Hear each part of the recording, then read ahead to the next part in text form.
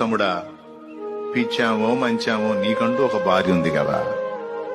చెల్లెలా, పిచ్చోడో మంచోడో, నల్లటోడో ఎర్రటోడో పొట్టోడో పొడుగోడు ఎవరో నీకు తగ్గ భర్త నీకు దేవుడు ఇచ్చాడు కదా.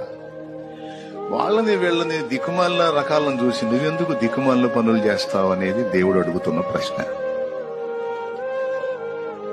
అవసరమైతే అసలు ఏ అనుబంధం లేకపోయినా అన్నాలాగా ఉండిపోయే దమ్ము ధైర్యం నీకుండాలి. అలాంటిది ఏదో నీకు ఇచ్చినదేదో నేను నీకు ఇచ్చాను కదా, ఒక తోడుని.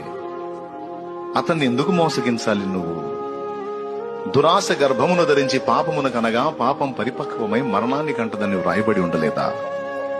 ఎందుకు వాళ్ళని వీళ్ళని చూసి ఇతరులతో పోల్చుకొని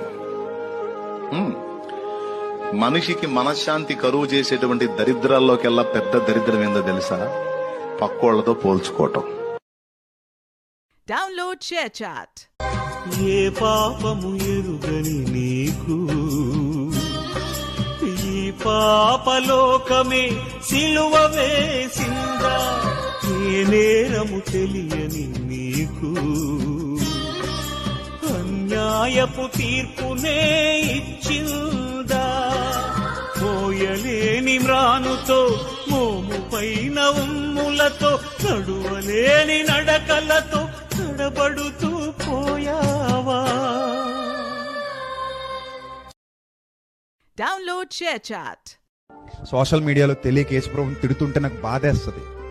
అరే ఇందిర మూర్ఖుల్లా తిడుతున్నారా? ఆయన ఏం తప్పు చేశాడు రా? ఆయన జీవితంలో ఎక్కడ ఒక మచ్చలేదండి, ఆయన బ్రతుకులో ఎక్కడ ఒక పాపం లేదు. ఇంతవరకు పాపం మీద పోరాడి గెలిచినోడు ఎవడైనా ఉంటే ప్రపంచంలో యేసుప్రభు ఒక్కడే. ఎందుకంటే నాలో ఏ పాపము లేదు, నాలో పాపం ఉన్నదని మీలో ఎవరు స్థాపించగలడని ఆ రోజే ప్రభుత్వంలో, రోమా ప్రభుత్వంలోనే సవాల్ చేసి నిలబడిన మహానుభావుడు యేసుక్రీస్తు. నేను ఎందుకు ఆయన అంత పిచ్చిగా ప్రేమించానంటే ఆయనలో నా క్వాలిటీస్ నచ్చే.